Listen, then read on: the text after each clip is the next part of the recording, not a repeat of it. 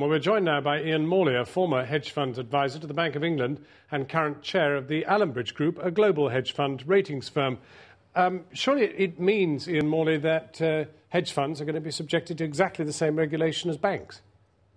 I don't think so. It'll be different. First of all, hedge funds have always been regulated. Second of all, hedge funds are private capital. They're not using public capital. I think the only difference that's going to be, and I think the hedge fund community generally welcomes this, is there'll be a greater amount of transparency in terms of the information that the hedge funds will give to the regulators, so they can understand the amount of risk that may be, in any particular time, threatening any markets. What about limits on borrowing and lending? The amounts that you can do, you can borrow. Well, that will be dependent upon the type of strategy that hedge funds are involved in. Again, there's another misconception. Most hedge funds don't use leverage at all. Many of them who do use leverage actually use it through financial instruments such as options and futures, and I think that will continue.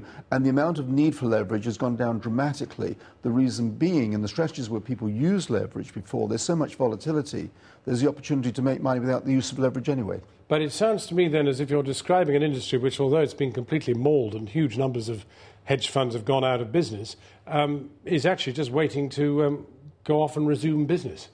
To a certain extent, that's true. There's a Darwinian principle in the hedge fund industry. Unlike the banks, we don't suffer from moral hazard. Unlike the banks, we did not ask for or receive any public money. It's private money. And unlike the banks, we actually add liquidity to the market at the moment where they've been taking it away. But then we've had a day of Adair Turner talking tough, and it sounds to me as if it may be, from your point of view, rhetoric rather than reality. I don't think it's rhetoric. I think the hedge fund industry has already been proactive and has responded to him, in fact, ahead of time by saying we're quite happy to be more transparent and to give the regulator the kind of information, the kind of risk information on an aggregate basis that they will need in order to understand risk in the markets better. What percentage of the disaster do you think hedge funds actually contributed to?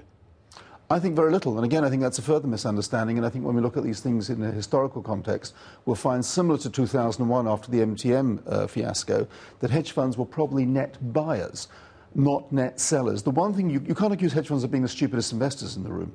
And they don't short banks, which have got unstable business models at the bottom of the market. They shorted them at the top of the market.